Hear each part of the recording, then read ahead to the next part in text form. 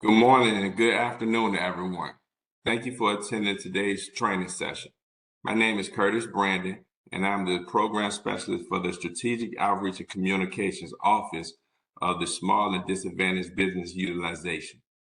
I have with me today my colleague, Mrs. Wendy Bray, and for your awareness, this training is being recorded. A copy of the presentation will be provided to you as well as the presentation. As the recording will be available as well as the presentation. A few housekeeping notes before we start. All questions that you have, please place them in the Q&A box. The chat function can be used to network, and you can talk amongst each other using the chat function. But please don't place any questions in the chat box. All questions need to be placed in the Q&A box. Throughout this presentation, my colleague and I will be assisting with answering your questions. The participation of any commercial entities in VA outreach and training programs does not convey or imply that the U.S. Department of Veteran Affairs directly or indirectly endorses any product or service provided or to be provided by the commercial entity, its successors, assignees, or licensees. Furthermore, the Department of Veteran Affairs does not warrant any services that may be provided by the commercial organizations listed. So today I will be joined by Kristen McComber.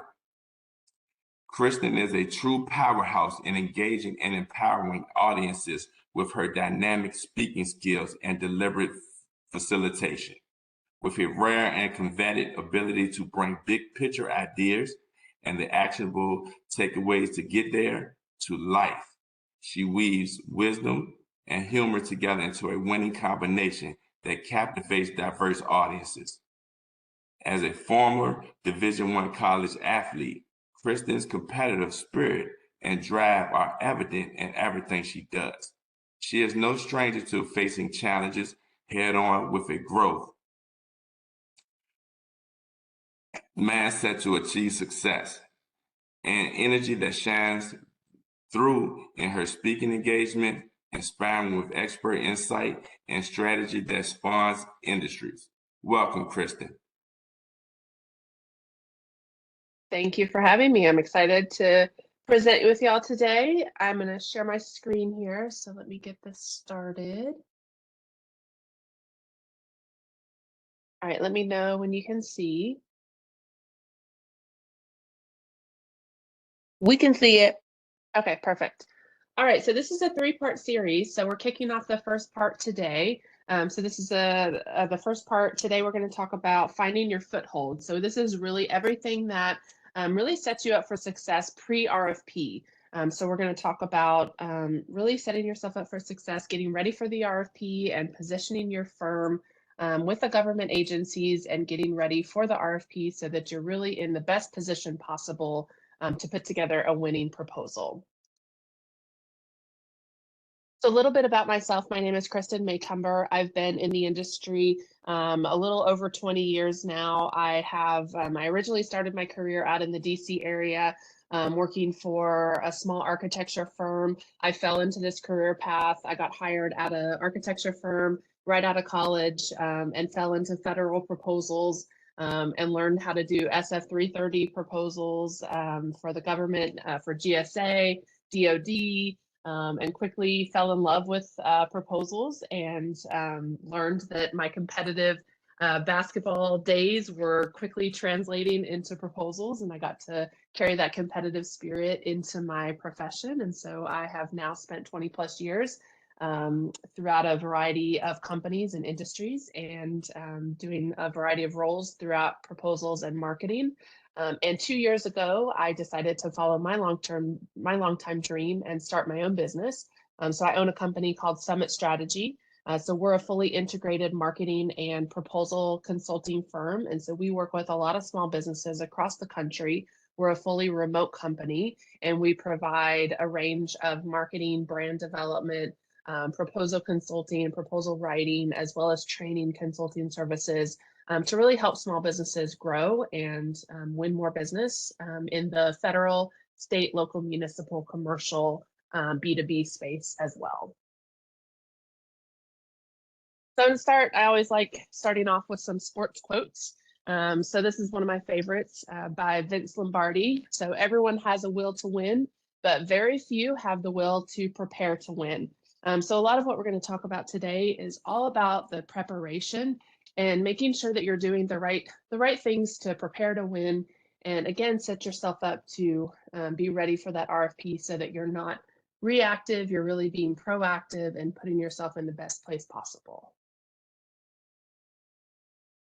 So I think first it's important to kind of set the stage. When we start talking about winning business and proposals and what a pursuit process or a sales process looks like, it's really easy to talk about very complex and detailed processes. And there's a lot of outdated steps out there and processes out there that look a little bit like a maze, and it's easy to get lost. It's easy to get overwhelmed. It's easy to not really know where to start, and especially as small businesses out there, you don't have a lot of resources. You don't really have teams of hundreds of people that are responsible for proposals, and so it's hard to kind of know where to dive in and how to get started. And so sometimes it feels a little daunting. And sometimes, it could look like this as well. Maybe your process is a little non-existent. It's total free for all. You submit a proposal, your entire team, sighs a breath of relief. Once the proposal's done, let alone trying to win. You're just trying to get it done and survive. We do need some sort of process to prevent mass chaos from ensuing. But we also can't really get lost in the process and in the details, so much so that we forget what our goal is, which is really to win, right? So, we want to figure out what that process is and make sure that we set ourselves up for success. But let's be honest, we're not astronauts navigating a rocket ship in space. We are building compliant, compelling, and responsive proposals. Maybe that proposal is to build a rocket ship, but to get there, to actually, write the proposal, it's not rocket science. It's not something that's super complex. We should be able to simplify it. But every function in the company that touches proposals is extremely important. And I once had a colleague many years ago describe my role as a proposal team lead as being responsible for keeping cars in the parking lot. And now that was, back in the day when people still drove their cars to an office. But times have changed now. But preparing and winning, and submitting winning proposals is frankly still the only way a business can sustain and grow. And proposals are truly the lifeblood of an organization, and so they are really critically important.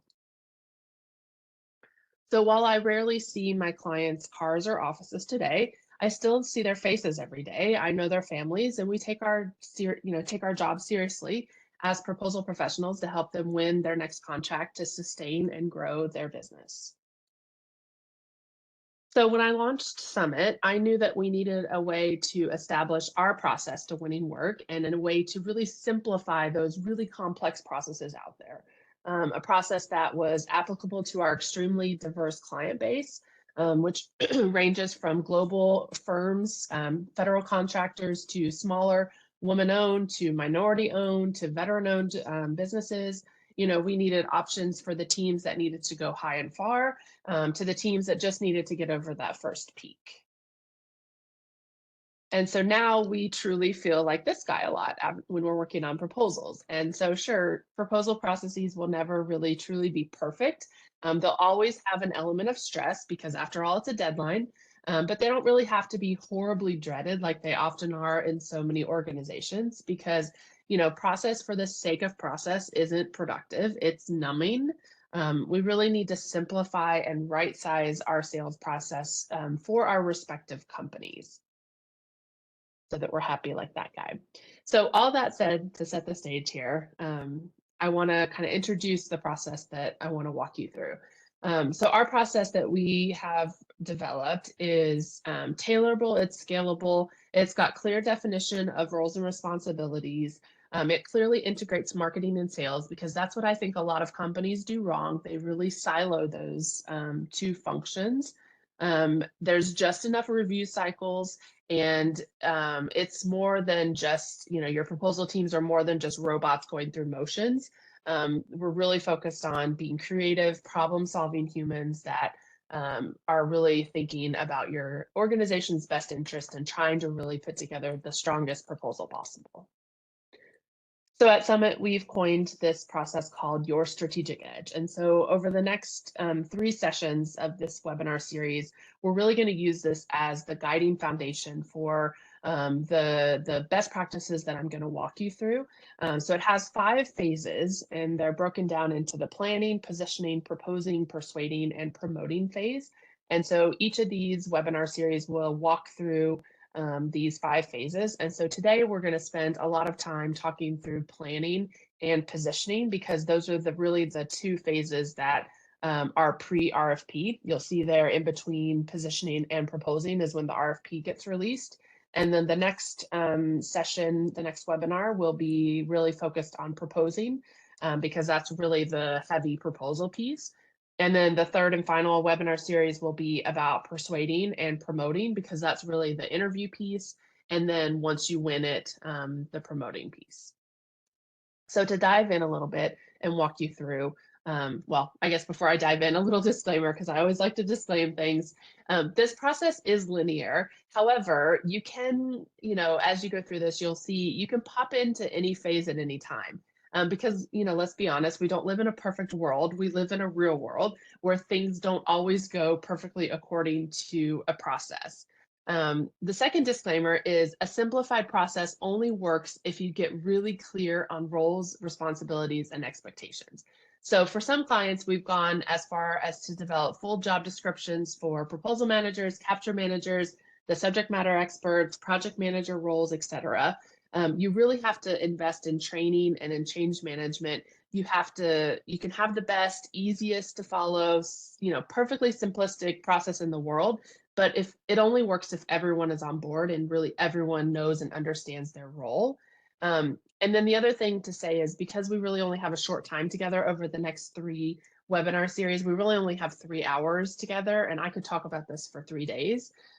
We're going to breeze through some of these steps, and I'm going to really focus on what I consider to be, the must-have steps and the must-have elements of these 5 phases, what I consider to be the non-negotiable, regardless of the size of opportunity, regardless of your industry, regardless of your resources or your type of organization. We could obviously dive deep into any of this stuff, but I'm going to kind of highlight what I think is really, truly the most important. So feel free to drop questions in the chat. Curtis and Wendy will try to do a good job of pausing me if there's questions throughout. So without further ado, I will start to dive into these 5 steps. So the first one is planning. And as we go through each of these, there will be a key question here that'll just kind of keep in the back of your mind. These are the questions that we're trying to answer in each of these phases. So for the planning step, the key question that we're trying to answer as we're going through this with our client is, what can we offer that is unique only to us? So when we're pursuing an opportunity with our client, what is it that we can offer that's unique only to us? So in planning, we need to understand our market. We've got to analyze our strengths, weaknesses, opportunities, and threats, which is our SWOT. We've got to identify our target clients, and we've got to develop our strategic plan or our business plan, depending on what you want to define it as. And I'll dive into that in a little bit more specific here shortly. The second phase is called positioning, and this is where we identify, is this truly a viable and competitive opportunity? So this is where we've identified a specific opportunity that we are pursuing with our client, and we, figure out if it's truly viable for us to pursue, and is there a path to winning? So this is where we develop a client account plan. We execute a branding and marketing strategy. We prioritize specific opportunities and narrow that down to one opportunity that we want to pursue. We develop a capture plan, and then we develop a targeted marketing strategy.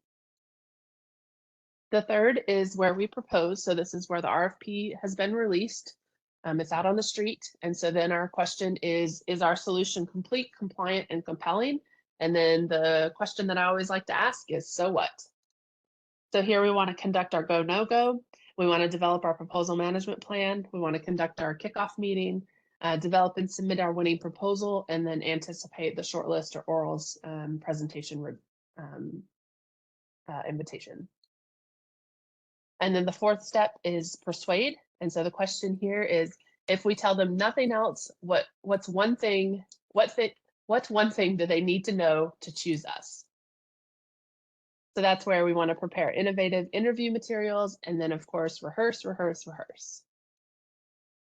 And then the fifth and final step is promote. How can we improve our process and solution for the next time? So we want to celebrate the win. We want to debrief internally and with the client. And the key there is whether we win or lose. We want to promote the win. We want to submit for awards or recognition. And we want to use that project to position for the next.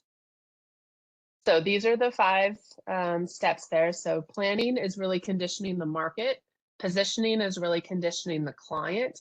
Proposing and persuading is really conditioning the deal. And promoting is really conditioning the future, if you look at it that way.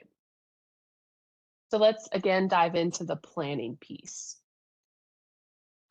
So first and foremost, it's really important to conduct market research. You've got to know what market you live in. And this shifts and changes with time. And I love this quote, supposing is good, but finding out is better. And I think conducting some market research on an annual basis as part of your business planning process is really important, because things change, things shift on a regular basis, especially now with the digital age and like AI and market trends and digital transformation. Things are shifting so much quicker than they were before.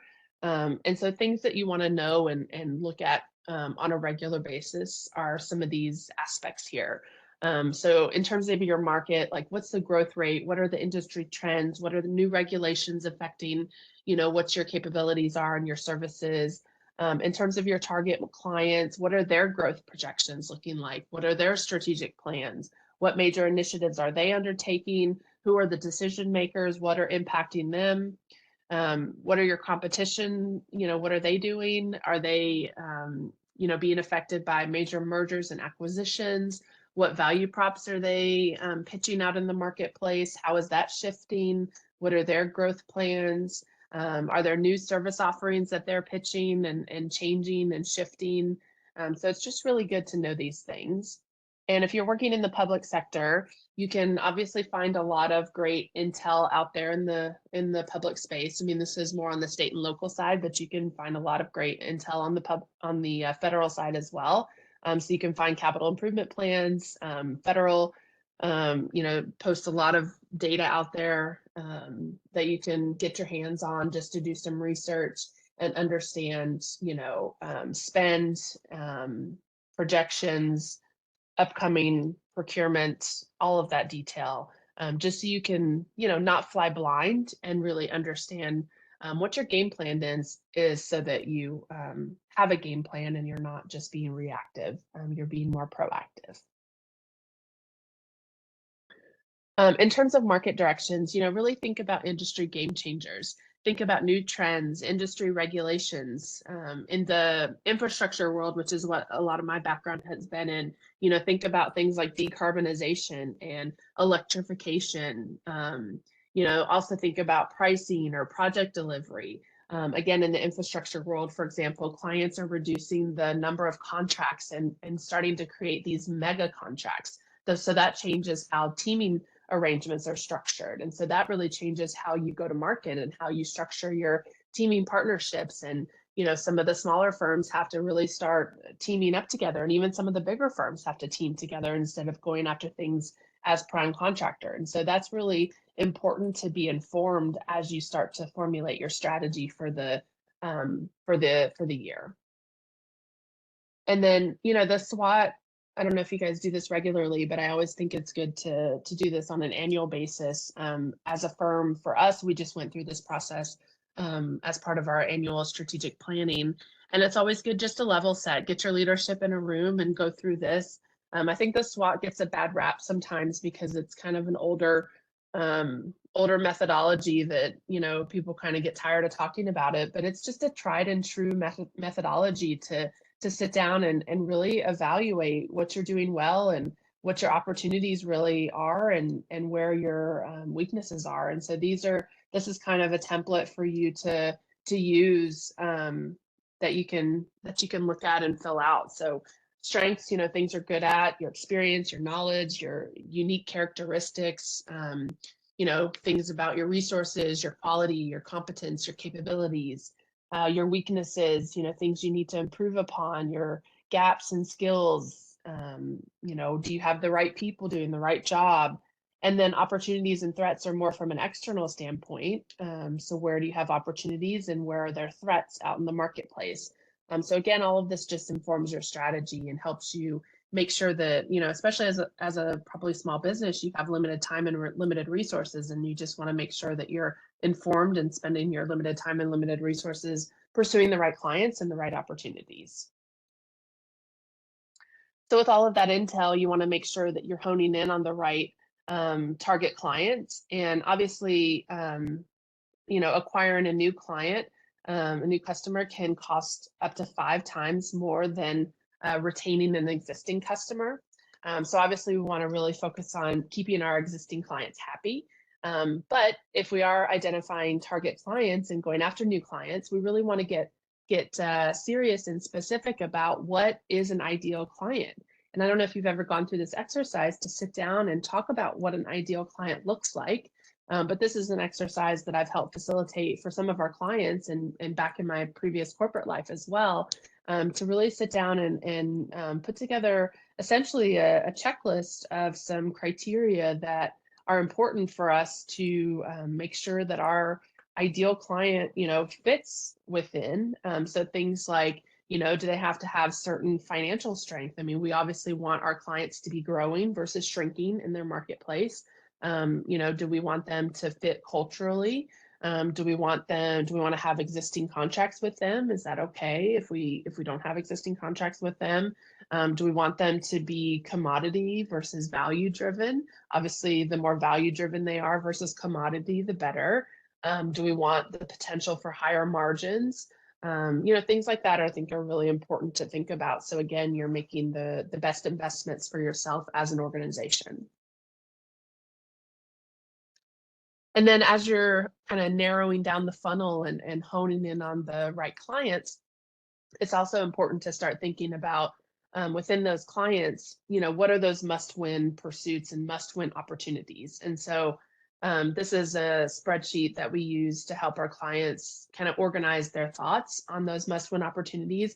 Again, there will be pop-ups throughout the year that occur, those cold RFPs that hit the street that you didn't know about, that you weren't tracking, that pop up out of nowhere that you decide to go after. And, there will be a chance that you win those. But we want to keep our eyes on the prize and keep our focus on the ones that, we had a plan for, that we had capture strategies in place for, that we're able to position with the client for, that we're able to get in front of the client and build a relationship with, and really test our solution and really do that pre-RFP positioning, which is really the best way to position for those RFPs, because that's what your competitors are doing.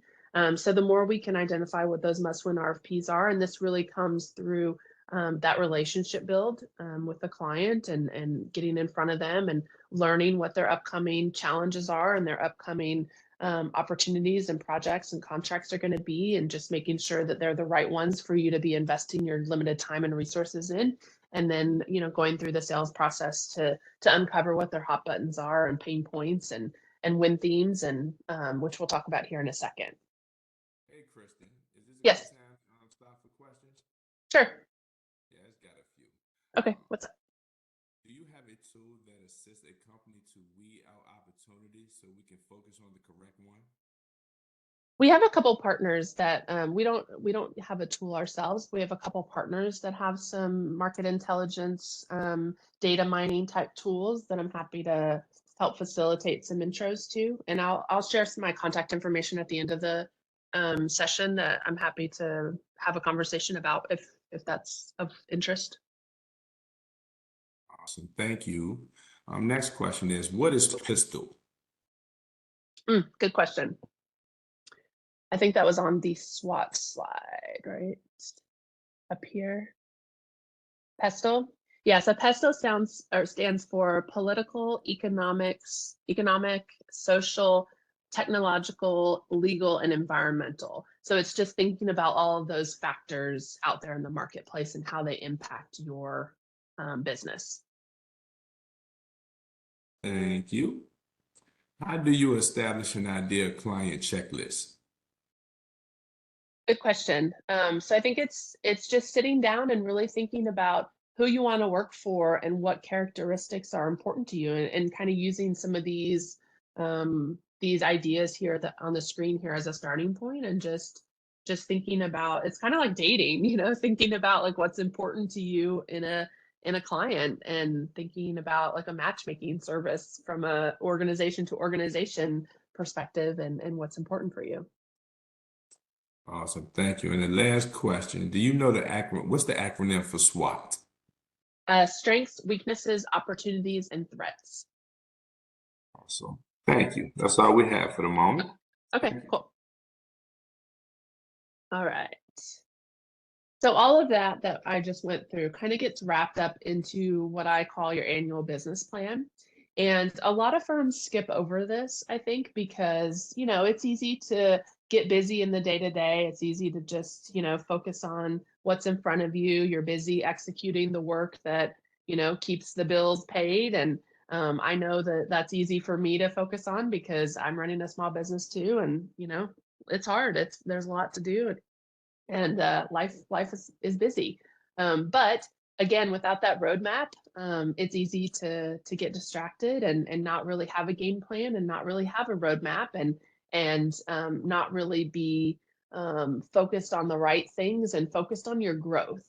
And so to me, it's taking all of the things that we just talked about and documenting it into an annual business plan. And I'm not talking about a 500-page business plan. I've worked in corporate where it was a 500-page document where every year, you opened up a file, you saved as, you changed the dates and numbers, and then you submitted it to corporate, and, it went through this big approval process. And I am definitely not talking about that. It could be as simple as a one-pager. It does not have to be complex. It just needs to be a roadmap, an idea, a concept, something to keep you on track, something to have, your leadership team really on the same page, so that you have an idea of what you're focused on, and, everyone, really moving in the same direction, and really rowing in the same boat. Because otherwise it's easy to get distracted by those shiny objects. And every time an RFP hits the street, it's going to be super easy to get distracted. And all of a sudden you're spending your entire year, chasing those shiny objects. And then you've spent all this time and money, chasing those shiny objects, and you haven't really spent that time invested in chasing those important clients and those must-win pursuits. So I would really advise taking all of this information in these 4 buckets here that we've talked about, and just putting together a 1 or 2-page business plan. Doesn't have to be fancy. It can be a PowerPoint slide. It can be a Word document. Just simple bullets is fine. Again, it does not have to be fancy. Just have a roadmap for your next 365 days. At my company, we follow EOS, which is the Entrepreneurial Operating System. And so they have a formula for business planning, and it's a quarterly system that they advise. So they advise on having what they call rocks every quarter. And so those are essentially goals and to-dos. So if you haven't heard of that, I would advise looking into that. I really love that system. It's just a way to run your business and have everyone on your leadership team really focused on the right things together. So that's one thing that, is a good takeaway for you guys to research if you're not familiar with that. But again, it doesn't have to be fancy. And then no matter what the business plan looks like, most importantly is accountability and follow-up.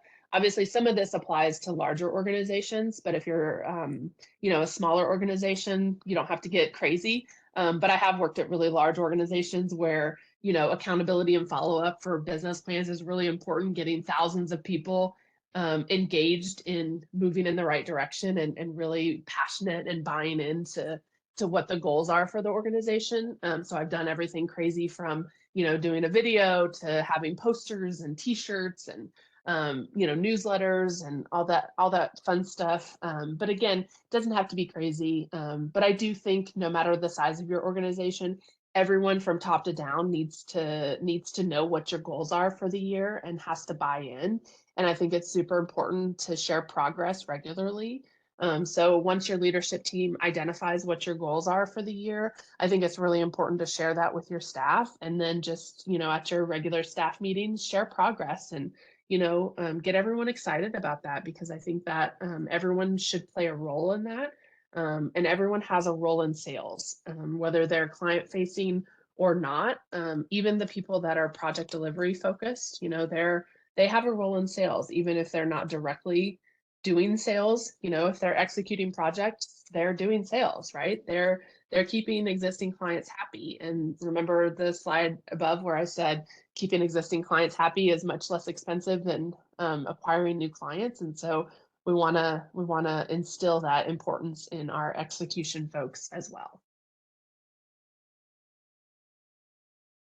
All right, so then the second piece of our 5-step process here is the positioning phase. So this is where, so the planning phase, if you think about it, we're conditioning the market. So we're really understanding where we fit in the marketplace. We're kind of formulating our strategy. We're starting to target, specific clients. We're identifying, who we want to be in when we want to grow up, who we want to start targeting in terms of clients.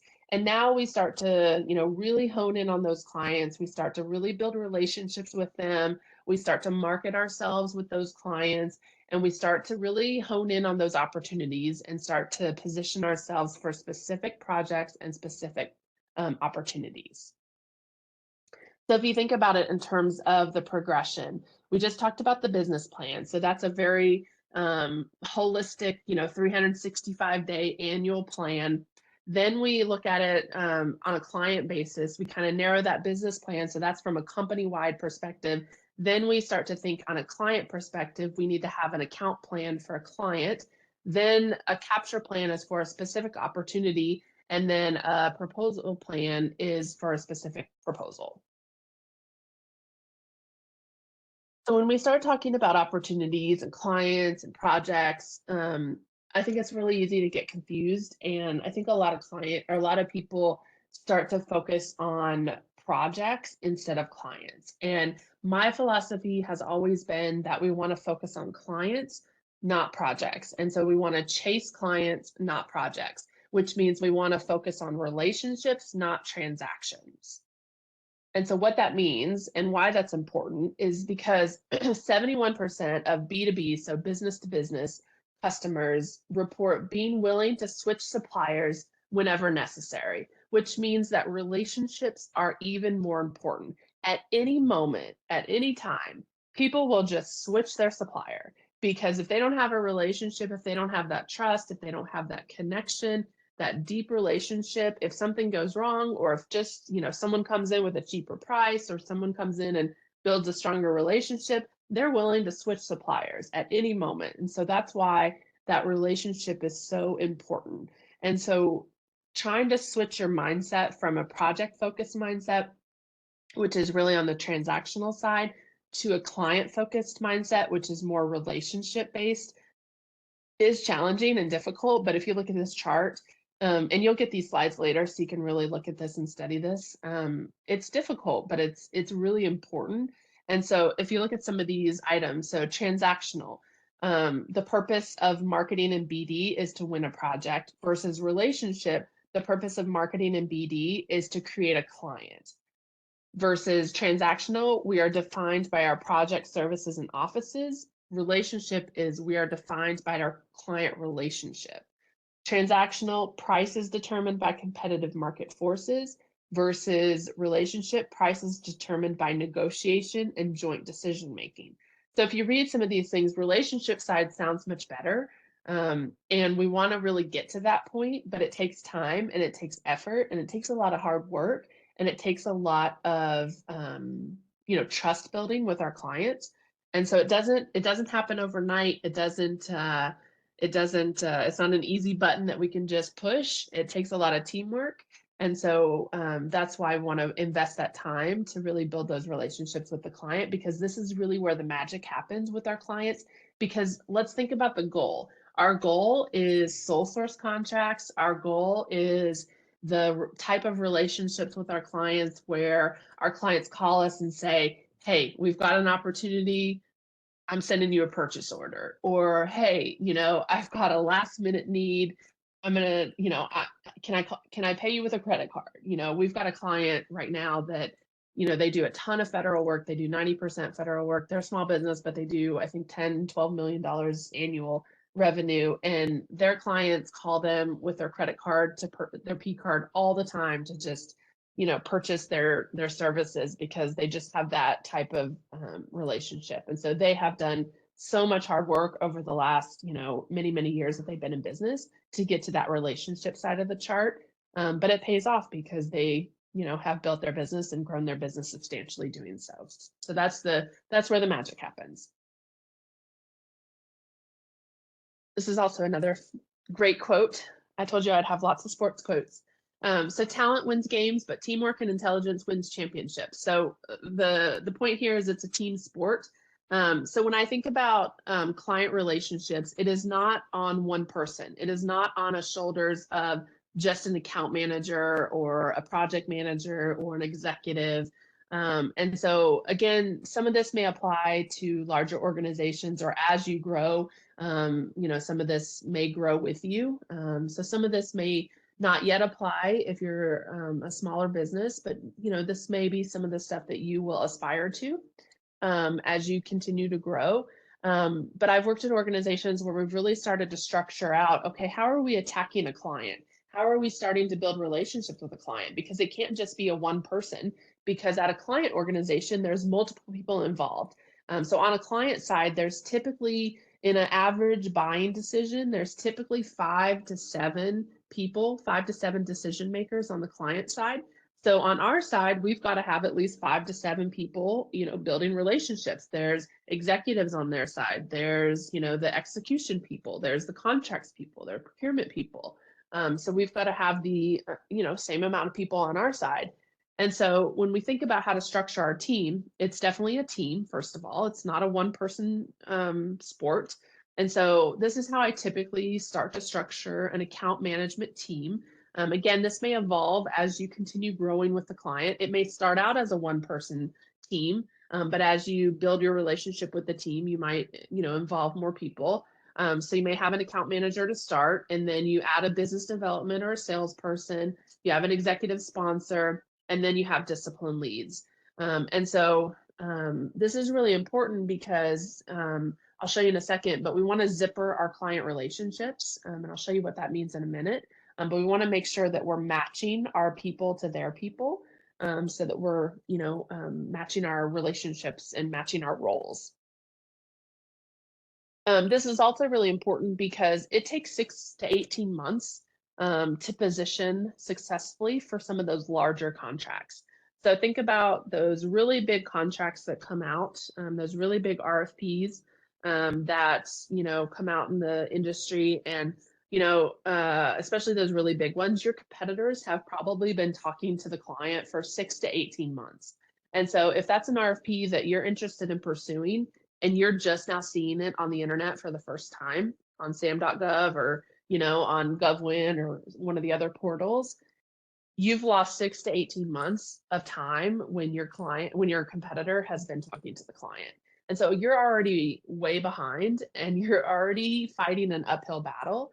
And so that's why you want to get in there and talk to the client. The sooner the better. And so the question here is, do you really know what your target client wants and needs? And so that's why you've got to start getting in there and talking to the client. The sooner the better. And these are some of the questions that we want to start to figure out as we start to position for the opportunity. So things like, what do we really know about the opportunity? What are the true hot buttons and pain points, and what's keeping the client up at night? That stuff is never going to be put in the RFP. The government's never going to tell you what their true pain points are. They're never going to tell you what's keeping them up at night. They're never going to tell you their deep, dark secrets and fears. They're going to give you some idea about the scope, obviously, because they need you to know, how to price it and how to, write an approach to it. But they're not going to tell you, deep, dark intel. That's going to come through relationship building and through conversations. And so if you have that relationship build, you're going to be able to find that information out through conversations, but it's never going to be written in the RFP. And then who is our team? Where have we done that before? What's our win strategy? And then how can we leverage our marketing to pre-position? And then I mentioned zippering the relationship before. So this is where the relationships really come in handy. So we want to think about our executives and their executives. We want those two folks to have relationships. We think about our PMs and their PMs, program managers and project managers. We want those folks to have relationships. We think about our execution folks and their execution folks. We want those folks to have relationships. And it's intentional that it's up and down the whole chain of organization. We don't want to just have relationships at the top of the organization, because we also want them to have, we want to have relationships at the bottom of the organization, because those folks are going to move up the chain. So think about in 5-10 years, those folks at the bottom of the organization are going to be at the top of the organization. And so we want to move up with them. So we want to, have relationships throughout the entire organization, because people will move around, move up, move down, move over. So it's really important to zipper the, entire relationship. Hey, Kristen. Yes. Got a few questions for you. Sure. You ready? Okay. I'm ready. How do you spell rocks that Christian spoke about so I can research the right model? How do I what? How do you spell rocks? They got R-O-C-K. ROCKS. Yep. Yeah, it's EOS, Entrepreneurial Operating System, is the name of the official methodology. Thank you. This one. What was the name of the business plan tool? Business plan tool? I think it was the EOS. I think that was what I was talking about. Got it. Yeah, if you look up the EOS, the book that best talks about it is called Traction. Thank you. What are the roles and responsibilities for the discipline leads? So the discipline leads, depending on what services you provide. So again, my background is more on the infrastructure side. So discipline leads to me are like the civil engineers, the electrical engineers, mechanical engineers, architecture. So it could be more like the, like the network engineers, the, depending on how your services are. That's more what I mean. Got it. Thank you. And the last one. What's your recommendation approach for a small team with 3 members to successfully build federal relationships? Good question. Some of that I'm going to talk about here in a second. So maybe pause on that. And if I don't answer that here in a minute, circle back. Okay. Sounds good. Thank you. Okay. You're welcome. Okay, so I talked about this in a minute ago with the 5 to 7 decision makers in the buying decisions. So this is what I was going to talk about here in a second. So building relationships. It's really important to get a meeting, first of all, with potential clients. And I think in initial meetings, it's really easy to start talking all about ourselves. We want to jump in there and start presenting our capabilities, talking about how we're great, how we can execute the project, we can perform all the services. And I once heard a saying that whoever does the most talking feels the best about the meeting. And in the first meeting, we really want the client to walk away thinking it was a great meeting. And so therefore we want them to do the talking. And so for the first meeting, here's a couple things to think about. This is not about us. So we want to listen more than we speak. We want to ask for clarification as much as possible. The client's probably going to use some vague words or phrases. So don't be afraid to ask for clarification. For example, if the client keeps saying stakeholders, clarify and ask who those stakeholders are. We want to ask open-ended questions like, tell me more, how, or why do you say that? Or can you give me an example? Or things like, what else should I know? And then most importantly, don't forget the follow-up. This is a perfect opportunity for marketing. And I'll show you some examples of a follow-up here in a minute, because I think a lot of times we have the meeting, we get some great intel, and then we just kind of let it go. So I'll show you here in a second some potential follow-ups. Then, most importantly, we want to walk away with that from that first meeting, really starting to have a pulse and an understanding of some hot buttons. So what is really keeping the client up at night? And what, excuse me, what is, what are their pain points? Um, what are some, things that are challenging them? What are some things that are stressing them out? So things like their needs, so user requirements, operational necessities, mission fulfillment on that upcoming contract or project. In terms of wants, things like their nice to haves, future growth, redundancy.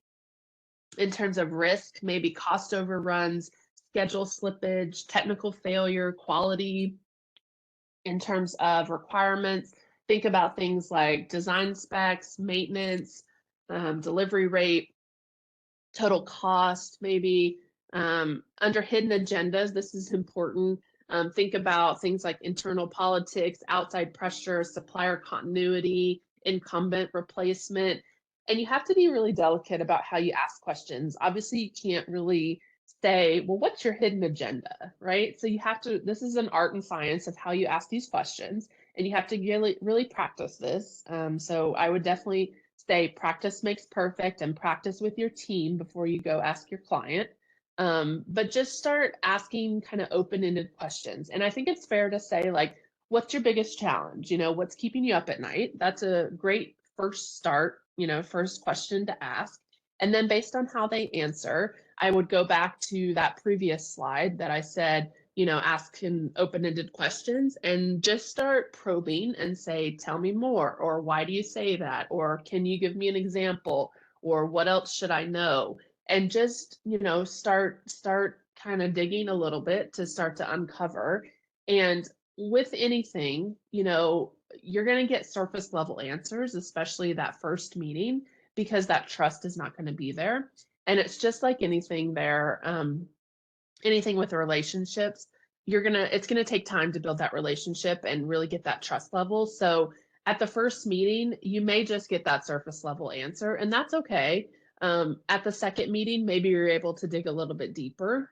So just be aware that, you may just get surface level answers. And sometimes, they may say, okay, well, schedule's keeping me up at night, budget's keeping me up at night. Everyone always says that, but just know that there's probably below the surface, there's a lot more beneath that. Maybe they're really concerned about schedule, or because if they don't get the project operational by a certain date, they lose their funding. Maybe that's really the issue below the surface. So just important to keep that in mind, that there's probably much more below the surface. And so here's some questions that you could ask. What's keeping you up at night? What are your goals for the project? I like this third one. What does success look like? I think that's a really great question. What's your biggest challenge? Tell me about your current provider. So these are really great prompts to ask your client. And then we talked about the follow-up. So this is really important. So I would always follow up with an email with an attachment. So obviously write the email as a thank you, great to meet you. I really enjoyed our conversation. And then based on your conversation, always attach something. And it can be a tailored piece of collateral, not just your boilerplate capability statement or your boilerplate brochure. I would always tailor it based on your conversation. So if you really dug in about a specific service, or you really talked about, how you had helped another client with a similar issue, write a case study or work on a case study that details how you how you perform that exact same service for another client. You know, it doesn't have to be something fancy. Just write up a quick little blurb about it and attach that. Or link to an article or a blog, or invite to an industry event where you know that there is an upcoming webinar or an upcoming conference that is discussing a very similar topic. You know, just show that you care, show that you paid attention, show that you have listened to the conversation, and you're really looking out for your client's best interest, and you're really putting thought behind your guidance and your advice, and you're really you know, looking out for their best interest. And then this last piece I'm going to breeze through here, sales and marketing, because I know we've got 10 minutes and I want to get through this quickly so we have time for a couple more questions. So this is really where it gets important to align your sales and marketing strategy, because we really can use sales and marketing to start to position ourselves for opportunities. And so I know as a small firm, some of this may seem a little overwhelming and you may not be able to do all of this. But even if you just start to do one of these things, it does make an impact, because I think there's a notion that you don't have to market to the federal government. But let's think about this. The federal government is made up of people. People are people.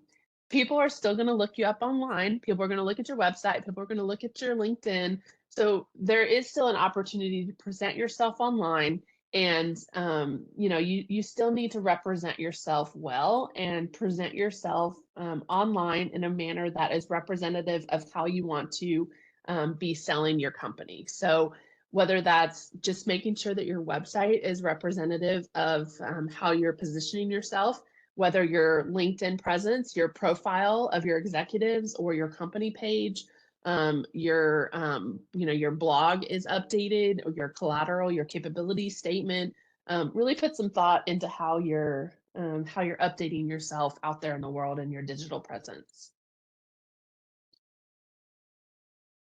This is an example of, you know, just updating your collateral so that it all looks visually appealing, but that the messaging is all aligned as well, so that, you know, how you're presenting yourself on LinkedIn, as well as your pitch deck, as well as your capability statement, all aligns in with your win themes in your proposal as well, so that that messaging is consistent from marketing through sales. You know, and there's no surprises with your client. The more repetition, the better. Those messages get, you know, sunk into your client's brain. And then this is an example of a pre-RFP SOQ that was submitted to a utility client that, again, had those win themes and key messages, just to reiterate to the client that, so this was pre-RFP, it had key win themes and messages that were reiterated before the RFP, and then those messages got reiterated in the proposal once the RFP was released. And then this is an example of a case study that, again, had those key messages. And then again, let's recap here. So these were the 5 stages. So we talked a lot about planning. And some of the key takeaways here was take a fresh approach to your SWOT, get serious about your ideal client, translate your business plan into a North Star for all your employees, make your business plan part of your regular communications, and then at the very least, just have a plan. And then for the positioning phase, which is really about conditioning the client, it's not about the client, or it is about the client, sorry, not just a project. It takes time to position right. And then sales and marketing go together like peanut butter and jelly. And then tailor your marketing strategies to align with your win themes. And then October 11th is our second series, which will be really all about the proposal. And then October 18th is all about the presentation piece. And then here is a link to my calendar, that QR code. If you open up your camera on your phone, that will go straight to my calendar where you can schedule time on my calendar. If you can't find time, you can also email me there at my email. And then I will pause here. We've got about 6 minutes left, Curtis, if there's any questions. Perfect. Thank you, Kristen. I have one question for you. Okay. What is the process to arrange a meeting with a potential customer if we don't know specifically who we need to speak with within an organization? Yeah, I would definitely go through the small business folks or procurement folks if you can get your hands on them. I would definitely start there. I guess, Curtis, I would throw that to you too. Like you could probably recommend from your standpoint too as well. Yeah, absolutely. You know, they got SBLs out here, small business liaisons, with each, you know, pretty much each agency. So, Mhm. if you need to get in contact with them, you know, there's something to look into so you can contact them, to talk. I think we got one more question that just popped in. Did we circle back to this? What's your recommendation approach for a small team with 3 members to successfully build federal relationships? I think we answered that question. I think so too. I think I gave you some of the questions to ask, and then I mean I think it's just tackling it together. Getting those meetings, having the conversations, getting as much intel as possible. I mean it's a team sport. Um, so I think I answered it. If there's more conversation to be had, you can reach out as well. Absolutely. And the last question popped in. Somebody asked, is that you in the picture? No, no, I wish. Well, thank you, Eric. Somebody said this was the best government marketing overview I ever seen. Oh wow, thank you. Yes, Appreciate that. thank everybody for attending today. Thank you for your time, Kristen. This was great. I really appreciate it. Before everyone leaves, please make sure to complete the survey. We really want to know what your feedback is so we can continually improve. So thank everybody for attending. I hope you have a wonderful day and we will see you next week. Yes, Hope thank you, everybody has everyone. a good day. Thank you. And yes, a copy of the presentation will be emailed to you, and the recording will be found on our YouTube channel. But all that stuff will be available to you tomorrow. Thank you. Have a good day. Bye. Are we, Curtis?